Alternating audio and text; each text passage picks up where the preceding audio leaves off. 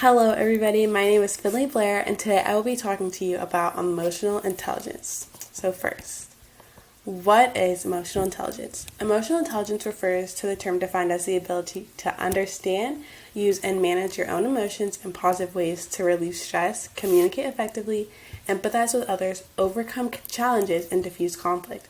In other words, emotional intelligence is basically how well I handle my emotions in my daily life.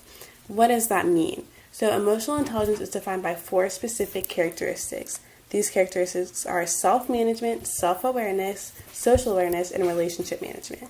So I'm going to go through all 4 of these and kind of explain what those specifically are.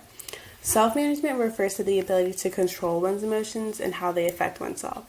Refusing to act impulsively on emotions and instead stay thoughtful, managing one's feelings and behaviors in healthy ways, and the willingness to be able to adapt. So basically what this means is being in control of your emotions, being able to control how you react to specific things, and being thoughtful and making sure we're not reacting impulsively. Self-awareness refers to the ability to properly assess oneself in relation to how they are perceived from the outside, but also being able to assess oneself internally, evaluating strengths, weaknesses, and ways to better oneself. So what this means is being aware of how we do react to our emotions, usually how we come off to other people, and making sure that we are doing our best to be in connection with our emotions, if that makes sense. And when we connect with them, we are able to act thoughtfully on our emotions as well. Social awareness refers to being able to properly assess certain situations outside of ourselves and demonstrating empathy and working well with others, while relationship management refers to the ability to develop and maintain good, healthy relationships based on our emotions and making sure our emotions don't hinder us from doing that. Our next question is who? So who coined this phrase, emotional intelligence?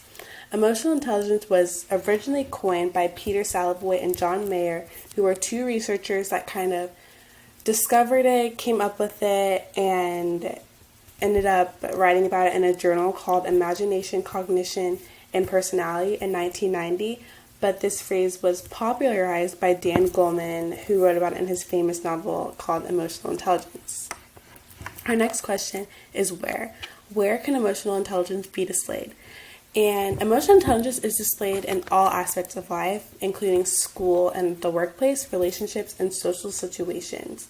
So my experience and when I've had to kind of display emotional intelligence is at my job. I work at a gym as a customer service representative, and in doing that, my job is basically to help any customer that comes in, any member. I'm supposed to be able to answer questions, help them with their problems, billing, solve any issues that they may have, in a way that encourages them to want to keep coming back and makes them feel cared about. So a lot of times people will come in very, very upset about, let's say they got billed, they don't know why they got billed, they're getting billed more than they thought they were getting billed, or they want to cancel their membership, and we have specific policies that they don't agree with, they don't want to follow our policies, and they're very upset. So sometimes it can be easy to take someone else's anger and take it personal, and kind of want to react on that, but I just have to make sure that I stay very calm, understand that it's not personal, it's them, it's more about them than it is about me, and once I'm able to understand that, I'm able to kind of check myself and make sure that I don't react impulsively and make sure that I just focus on solving the problem and staying very thoughtful and the whole time just being very focused and understanding the goal at hand. So our next question is why? Why is emotional intelligence important? So emotional intelligence is important and essential for navigating in the world for a variety of reasons. But firstly, emotional intelligence affects people and their physical and mental health and their workplace and even their relationships. So it's important to develop proper emotional intelligence in order to have a higher quality of life. When one is able to properly control and manage their emotions, they are able to adapt through the ups and downs life throws at us and continue to solve problems and build relationships. Specifically, emotional intelligence affects our mental health because usually if you don't have high emotional intelligence, you are less likely to be able to handle stress in healthy ways, and high level of stress can lead to things like depression, anxiety, and suicidal thoughts, which is extremely, extremely detrimental for our mental health. Another thing it affects is our physical health. Same thing. Emotional intelligence, if you don't have it, you are more likely to be kind of highly affected by stress and not handle stress very well. And the inability to be able to handle stress leads to heart disease, immune and metabolic dysfunction, and can lead to a hormonal imbalance, which is very bad for our body. Our next question is how? How do we develop emotional intelligence, and how do we measure our emotional intelligence? So I'm going to go through all 4 characteristics of emotional intelligence and kind of talk about how we can develop emotional intelligence in those aspects. So first, self-management. Learning to control impulse decisions and letting one's emotions have a large impact on our decision making. In addition, learn to process emotions in a healthy, non-damaging way. So basically, what we want to do is we want to learn to manage our emotions. We want to be in control of our emotions because our emotions are our emotions. We don't want our emotions to control us. We want to be in control of our emotions.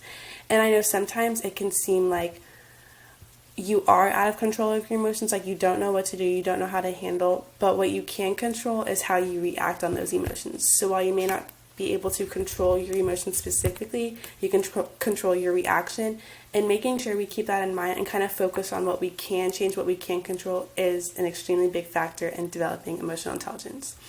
Our next thing is self-awareness. So self-awareness means learning to be able to manage stressful situations and being able to connect with our emotions and recognize how we usually respond and how we should respond. So when we are able to connect with our emotions and know that they are not outside of us, they are a part of us, we are able to better respond to situations in a more thoughtful manner, and we kind of are able to know ourselves better, which is extremely important in our quality of life and kind of building relationships with other people and knowing who we want to be around, who we don't, where we want to go, and things like that. So that's very important. So for social awareness, learning to recognize and interpret nonverbal cues others use to communicate, along with better assess body language and other nonverbal cues to better respond in social situations. So what this means is being able to communicate not just by words and being able to comprehend and understand communication, not just given by words, not just given like blatantly like this is this, but being able to understand things using kind of context clues and other things to understand what's going on around us. So this is extremely important, and being able to work with a team, being able to work with other people, because when you are able to have social awareness, you are able to better work with a team. People will, if you, let's say you want to be a manager or business owner, anything like that, people will be more likely to want to work with you as well, which is extremely important. And then relationship management is learning to use nonverbal communication and better navigate confrontation and see confrontation as an opportunity to grow, learn, and grow closer to others, and adopting healthy ways to relieve stress. So what this means is kind of sometimes in confrontation we think we are right, we know we are right, and so we want to prove that to the other person. So we get into this argument about kind of like wanting to prove ourselves, when instead we should look at confrontation as a way to better understand another person's point of view, and instead of taking things personally and basically not wanting to understand another person's point of view because we feel like we are right, we should go more into confrontation as wanting to better understand and wanting to grow our relationship with that specific person. And how we measure our emotional intelligence is basically how well you are able to handle stressful situations and how much influence your emotions have over your decision making. So if your emotions have great impact, great influence on your decision making and how you navigate around the world, then you probably are not very emotionally intelligent. But if you are able to kind of be thoughtful and intentional with how you are responding to your emotions, then you are probably emotionally intelligent. But the thing to know is everyone has room to grow. Everyone has room to kind of be more emotionally intelligent. And so we just need to make sure that we are focusing on that, focusing on ways to better ourselves all the time. And that concludes my speech about emotional intelligence.